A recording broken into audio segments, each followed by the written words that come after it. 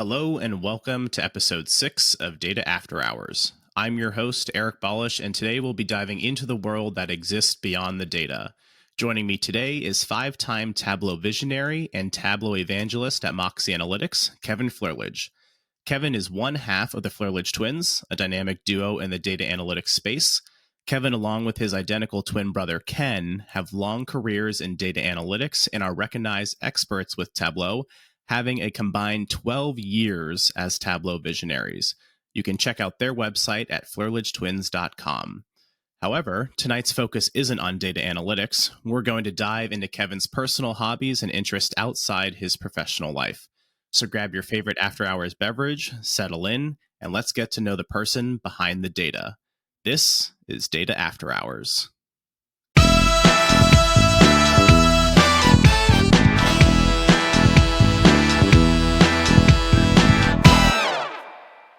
Hey, Kevin, welcome to the show.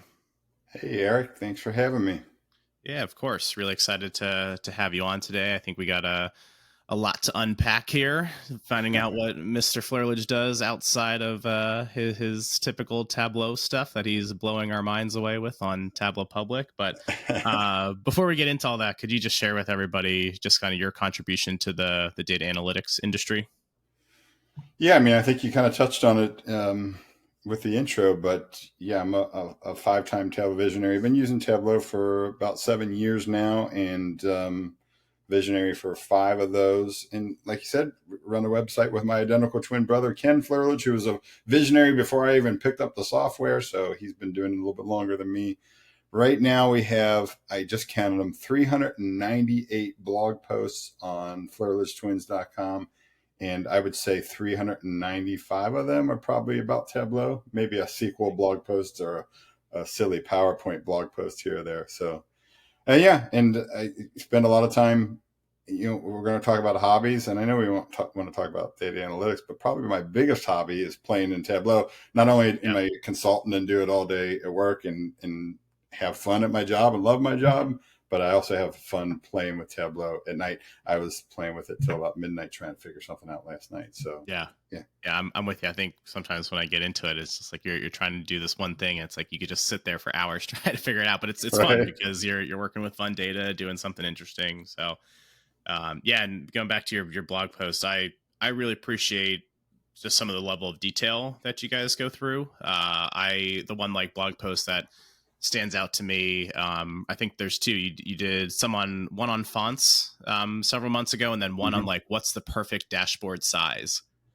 Perfect. I was hoping you didn't pick out 2 of Ken's blog posts. No. But yeah, I did the size one and Ken did the fonts one. So 50-50. Well done, Eric. There you go. Yeah, the dashboard size one. I get that question a lot. Like, what's the most ideal size? And like, I hate going back to, well, it depends, but it was really interesting when I think you, I don't know if you had a survey on there or something, but you kind of got all different sizes from everybody. And it's like, oh, this is really interesting. Yeah. And it's weird because probably at the end of that blog post, it probably was like, all right, yep, it depends. And it really does depend. But yeah, it's a question I get all the time too. And I was actually surprised by the results of that survey. Everybody, or the majority, or at least the top answer was 1600 by 900. I'm like, really? People are designing a 1600 by 900? If I'm a desktop, if I set my size to 900, I can't even see a chunk of the dashboard. So anyways. Yeah. That's, I work on like a ultra wide monitor. So it's like, I'm already, trying to figure out like, well, how is this going to look for other people looking at it just on a regular monitor or their laptop? Yeah, no, thanks for, you and Ken put together a lot of great content. So thanks for your contributions there. Appreciate it. All right, let's get to know you outside of your typical 9 to 5. So before Tableau, what were some things that you used to get involved in? Yeah, it's weird, because I've listened to a bunch of the podcasts and you're hearing people talk about hobbies and they're kind of honing in on this one thing. And I'm like, and then you asked me to be on the show. I'm like, what am I going to talk about? Because like I think about hobbies, and I've had a ton of them over time. I mean, I remember, towards my late teens, it was like played basketball constantly, and then in my early 20s, I started playing a lot of golf with some friends and got pretty good, where I was shooting low 80s pretty regularly. Now I would not be close to that. And then I had a buddy that he and I would go play billiards, and we got really good at 9-ball. We would go, I don't know, 5 nights a week. We would go to these pool halls, and all right, I'm kind of building this little repertoire of sports that I'm decent at. And then, around, I guess it was probably when I was 21, maybe 22, they started putting casinos in, riverboat casinos in Indiana. I'm in Kentucky, and I'm in the tri-state area, Kentucky, Ohio, Indiana. In Indiana, they started putting in riverboat casinos. I'm like, oh, I'm going to have to check that out.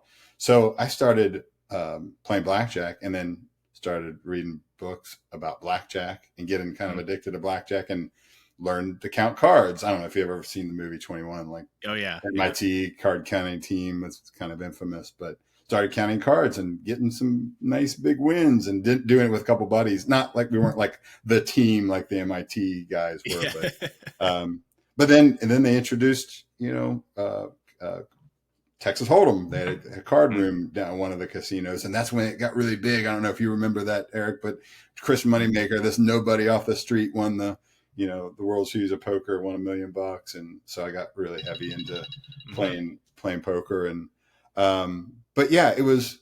So I kind of developed all these different hobbies over time, and then I got married, had kids, and that's your whole life becomes that, right? It becomes your wife, your children, and just keeping them alive, right? Yeah. Keeping in your hobbies become your children, but now they're teenagers, right? So I have one that literally his last day of high school was yesterday, so he's going to be going off to college, and my daughter will be a sophomore next year. And your hobbies, hobbies were them, but then you start to develop hobbies with them, right? So it's kind of cool, this sort of path of life. So like, I like to watch baking shows with my daughter, and I play golf with my son. And you've probably seen my bowling dashboards. Yeah. My son's a really, really good bowler, and he and I go bowl together, and we're in leagues together. He's averaging like 220, by the way, in a league. Wow. He's kicking my butt. He's way better than I am. That's awesome. But now they're starting to move out of the house, and he's starting to develop these other hobbies as well. So yeah, it's kind of had this sort of gamut of range of hobbies that go from me being this young adult to this young parent to now an old parent, and so yeah, we can talk about all of those that you like, sure. Eric. Yeah, let's unpack some of the early sports stuff. So basketball, golf, billiard stuff. What position did you play in basketball? Well, I stink at basketball. I just love to play it. So I played. I was a baseball player through high school. So nice. And I was an outfielder. And so funny story. I had a really I was a great hitter up till 8th grade, and then the pitchers started throwing curveballs. I could not hit one. So as an 8th grader playing what we called knot hole baseball, which is basically little league baseball, I batted like 600 or something. As a freshman in high school, I batted about 300. And then as a sophomore, when they really learned to throw the curveballs, I was batting like 180. I just could not hit one. Yeah. But the one thing I had was a really great arm. I could hit the catcher from outfield, and pretty much anywhere in the outfield, I could hit that catcher in the mitt. And I don't know what it was. I could just do it. And I had such a good arm. They needed a third baseman as a sophomore, so they moved me to third base. Well, throwing the ball from outfield and hitting the catcher was much different than throwing the ball and hitting the first baseman. I couldn't do it. I would bet I would field most of the balls cleanly from third base, but I would bet that I maybe got 20% of the throws to first base accurate. They were everywhere. Yeah. I was so bad. But you didn't ask about baseball. You asked about basketball. I just love to play basketball. It's my favorite sport to play. And I wasn't ever really good at it. I had a couple of games that I was pretty good, but I wasn't all that great. So yeah, no, it's fun to play. I like shooting around, and I played like growing up as well, but I was mostly soccer, volleyball, but same type of thing. Like, I don't have kids yet, but with my dad grew up playing volleyball, and so I got into that, and my brother went to college to play. So it's like one of those family sports that it's just fun for us to get in and play now. And your brother plays volleyball for college? Yeah. He's graduating college. He just graduated a few weeks ago, so he's we're getting into the real world now, and so it's like fun's That's over. awesome. Yeah. But yeah, I love volleyball too. We play a lot of volleyball in the backyard. And again, I'm just okay, but yeah. yeah, yeah. Nice. Sounds like you're a jack of all trades. Where's your son going to college? Eastern Kentucky University. We live Oh, in nice. northern Kentucky, and we're about 20 minutes south of Cincinnati, Ohio. Hmm. And then EKU is about an hour and a half away Sweet. south from us. Yeah. Yeah. Congrats. That's I'm sure that's like a very. I remember going to college for the first time, but like I imagine as a parent, that's got to be like a really exciting feeling. Yeah, I'm waiting for the tears from my wife. I know my daughter's already cried a couple of times thinking about it. The kids hated each other when they were young, but now Of they're course. buddies, right? Yeah. So she's sad that he's going away, and yeah, I'll be sad, I'm sure, but at the same time, it's going to happen, right? I like all phases of their lives, and this is just one more of them. So we'll miss Hmm. him. Yeah. Yeah. That's awesome. What's he going to be studying? He's I'm surprised when he told me what he wanted to study because he's gifted in mathematics. Like Hmm. since they I don't know how they like accredit you to be gifted, but he's Hmm. gifted in mathematics, really good at it, and always has been. But he decided that he wants to be a physician's assistant, so he's Oh, going to go sweet. study a pre-PA at EKU, and then he'll have to once he gets his undergrad, his whole undergrad is like biomedical Yeah. sciences or something like that. But once he gets that, then he'll have to transfer to, University of Kentucky or something like Hmm. that to get the actual physician's assistant degree. I'm not really sure how it Hmm. works. So yeah, I'm really surprised. Cool. I've been trying so hard to push him into the analytics space. I'm like, man, I can just like retire and you can kind of take over and step in. So, but Yeah. I Yeah. can't get it. I can't get him to do it. No, that'd be a lot of years of Flerlage logs That's coming right. out. Gotta keep the name going. Yeah. Yeah, that's. I mean, I think it's hard coming out of high school, figuring out like what it is that you want to do because you're just not exposed to things you don't know, and it's just hard. So I mean, I looking back on it, I wish I learned Tableau like in high school, and it agree. was like I just just Exactly. learned a few years of Tableau, data analytics, SQL, like all that type of stuff, and then just got into what I'm doing now. That's exactly right. Like so often people say, so what's he want to study? What's he want to do for a living? It's so hard to think that a 17 he's not even 18 yet. A Hmm. 17-year-old is going to pick right now what he wants to do for the rest of his life. I was an idiot at 17. I was an idiot at Hmm. 25. Yeah. I mean, I tell people all the time, I didn't know what I wanted to do for a living until I was 40 years old. So I Hmm. discovered Tableau. So Hmm. so yeah, it's a lot on a kid, and yeah, it's probably why kids change majors 5, 6 times. Oh So yeah. we'll see where he ends up. Yeah. I'd love to see him with a Tableau public profile and doing some stuff in Tableau, but Yeah. he's not keen on that right now. So we'll see. Yeah. That's awesome. Well, congrats to him. We should have had him on as a guest on the show, talking so much about him. Well, his first day off from high school, so he's still sleeping. And if Oh I don't yeah, wake him up, he'll probably sleep till 2 in the afternoon. nice. That's all right. You said you get into some baking shows with your daughter. Is that the British Bake Off show, or would you guys have like a go to Yeah, she wouldn't where you watch went? that one with me for some reason. Maybe it's too much of a commitment. Hmm. Um, too much of a commitment, I think, because it's I don't know what 12 weeks long. I watch it by myself. I absolutely despise baking, Eric. I Yes. hate Yeah. it so much. I'm Yeah. so bad at it, and it's just a like this awful thing I can't stand. But I love to watch it for some weird reason. Yeah. So her and I will watch like Nailed It, and around Christmas time we do. There's I can't remember what it's called, the cookie Bake Off or something like Okay. that. So we watch a lot of the random ones. We watched a bunch of episodes of the Is It Cake? Have you seen that one? Oh yes. Yeah. Where they like make It's crazy. a Air Jordan out of Yeah. cake or something. And so yeah, we watch it. We watch a bunch of them. She doesn't want that commitment of watching something every night with her dad, but like the Yeah. Great British Bake Off. Um, but we'll watch things all different random ones. At one point, we did a Nailed It challenge. This is probably 3 years ago, where um, it was around Easter, so we made a challenge that we had to cook. We had to bake a cake from scratch, make our own buttercream, and it had to be in the shape of an Easter bunny, Hmm. right? And they turned out pretty decent looking, but they tasted like wet cornbread. They were disgusting. They were terrible, so Yeah. bad. And we spent like 6 hours doing it. It was brutal. So Yeah, I'll never do that baking's again. tough, man. I mean, it's like it does, like you said, it might look great, but then it doesn't taste good, or it tastes good, but then it looks terrible. Yeah, It's and like, if you just mess up one little tiny thing, yeah, it's not right. It's no good. So yeah. yeah.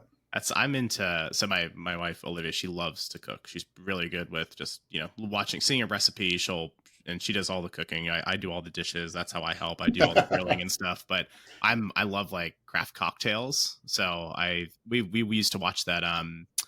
Netflix had it. I think they've only done one season, or maybe they have another one. But it was like a mixologist type of one. I can't remember Ooh, what that sounds fun. but that's a good one if you're into like craft cocktails. And one of our friends told a funny story of, we had a Christmas party, and everybody had to bring their own craft cocktail to the party and like make it for everybody. So they were like, oh, we started watching the show to get some inspiration. Well, the very first episode is like they're like fat washing stuff, and like it's like so like using all these different tools. It's like so technical. It's like I was just trying to learn how to make like a different type of like old fashioned or something like that. But Right.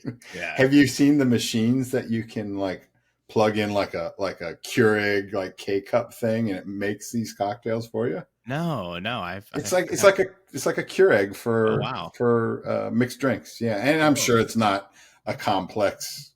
It's probably like an amaretto sour or something yeah. like that.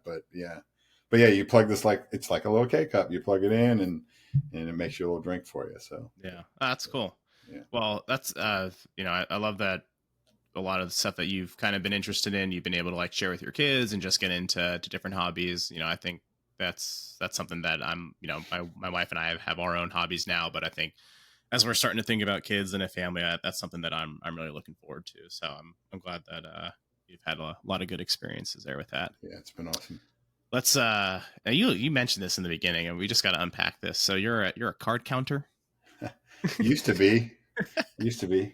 Yeah, it's an interesting thing because I think I probably got a few years on you there, Eric. But when people think of card counting, I think at least my generation would think of a Rain Man, where he's you know got this like in the movie. I don't know if you've ever seen it. In the movie, they drops toothpicks on the ground and he counts 287 toothpicks or whatever it is in like a split second, right?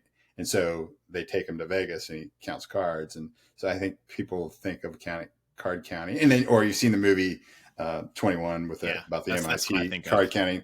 They think that you have to be this genius to be able to like count cards, and you have to remember every card that came out of the deck. But it's different than that. It's really card. And if you did watch the movie, they talk about it. And it's really counting groups of cards. It is. You do have to be fast. You have to be quick at doing math in your head, but it's all about counting groups of cards. So here's the theory behind it, and I don't want to get too deep into it, but just so people kind of understand it. If I'm playing blackjack and there are more face cards left in the deck, my odds of winning are better. So if I get 20s, right, it's going to be hard for him to beat me, right? So the more face cards left in the deck, the more the greater my chance of winning is. That percentage of me winning increases significantly. Mm-hmm. So the goal in blackjack is to understand where those cards exist, right? So as there's more face cards left in the deck, I start increasing my bets. Mm-hmm. That is the key to winning. Is when the percentage is more in your favor, you start betting more. So you might not win more hands than the dealer does. You just win the bigger hands. So the key with card counting is you keep this count to understand where those cards are, if they've already been dealt out or if they're still in the deck. So, for example, if you have a card, a 2, 3, 4, 5, or 6 comes out, that's getting rid of these cards you don't want. You add every time one of those cards come out, you add 1 to your count, right? Mm-hmm. 2 through 6, you add 1 to your count. 7, 8, or 9, you do nothing. and then 10 jack ace, 10 jack queen king ace, face cards and aces, you subtract one. So every time a face card and an ace comes out, it's you don't want to see those yet. You want all those low cards to get out and dealt, and that means there's more face cards in the deck. Does that make sense? Yeah. So Okay. so as every card comes out, you keep a running count. So a 2 comes out +1, a 6 comes out +2, a jack comes out -1 off of that. So now we're at 1.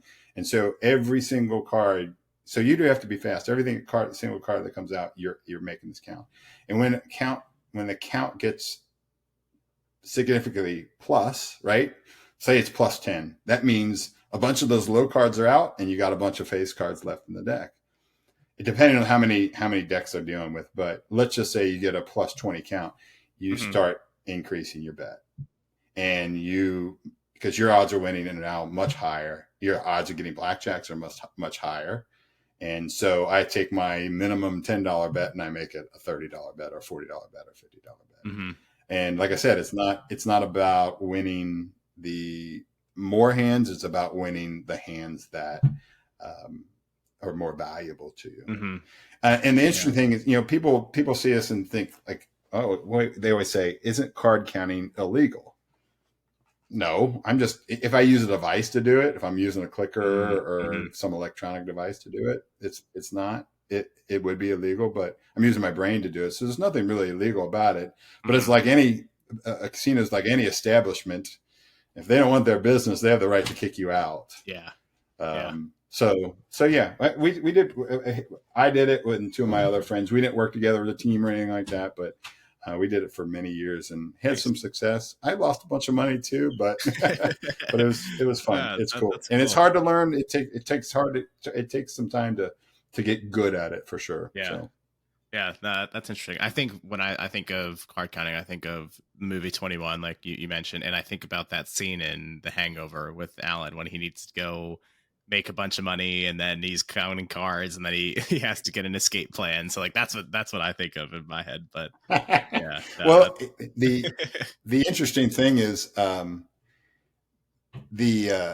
friend of mine, one of the other 2 guys that we would go and we'd count, and like I said, we didn't work together, but he was out in Vegas and was at a one of the old Vegas casinos. I can't remember which one it was.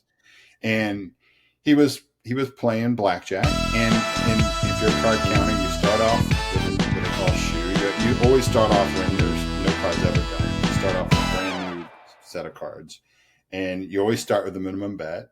And if that card count gets in your favor, you start increasing that bet. Well, he was sitting there for maybe 30 minutes, 45 minutes, and he was up $300-400, and that's not a ton because he was probably betting $20 a hand or something like that. Yeah.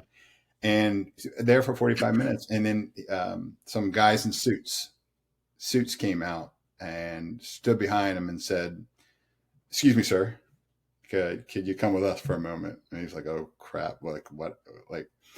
And they said, "Take this as a compliment." They worked for the casino. "Take this as a compliment, but we no longer want your business here." So basically they had recognized his betting patterns and recognized he was counting cards, and they didn't want to lose a bunch of money to him. So yeah, I have a friend that's kicked out of a casino nicely. Wow. He wasn't beat up or anything like that, but he was kicked out of a casino for counting cards. So yeah, that's interesting. That was fun. I don't want to do that again. And now, like when we're in Vegas for Tableau Conference or something, I've been to Vegas 4 or 5 times, maybe 3 or 4 times for a conference, and I've never once spent a single dollar on gambling. So nice. Well, that's what I was going to ask. To be older, and it's like I don't want to. What's that? That's what I was going to ask. If when we were in Vegas, if like you enjoy Tableau Conference being there for that, but yeah, it sounds like you've put all that behind you for now. It's gone. Yeah. We used to gamble on everything. I remember one summer before I was married, we used to play Mario Kart, and I won $600 one summer from my friends playing Mario Kart. So we bet on just about anything back then, but now I'm too cheap and want to keep my money. So yeah. Awesome. Cool. Well, we got time for one more question here, Kevin. I've been asking this to everybody, just a very fun and silly question, but if you had to fight a gorilla or grizzly bear, which would you choose? Eric, there's a Makeover Monday on this I that know. says which one you'd rather fight. And I'm pretty sure that if I remember, I'm going back to the memory banks. I'm pretty sure people would rather fight the gorilla. I think it was like 8% or 6. I can't remember. Um, I'm going to go with what the majority thinks. I'm pretty sure people think they could beat a gorilla more than they could beat a grizzly bear. So I'm going to go with gorilla just Cool. because I'm a data nerd. And Mm-hmm. if more people think they can beat the gorilla than the grizzly bear, I'm going to go with the group. All right. Yeah, I think I think our majority is leaning towards the gorilla right now. So we'll see how it plays out by the end of this first season here that we have. Awesome. Well, Will there Kevin, thank you be so a much. Tableau Yeah. public viz based on Yeah, yeah, absolutely. Kevin, that? Kevin, thank you so much for joining us today. It's been a pleasure having you on, and it's been great getting to learn more about your hobbies and interests beyond your typical 9 to 5. Thanks for having me, Eric. Of course, and to our listeners, thank you for tuning in. Make sure to hit subscribe for more interesting stories from the data world, and join us next time on Data After Hours. Stay curious, and good night.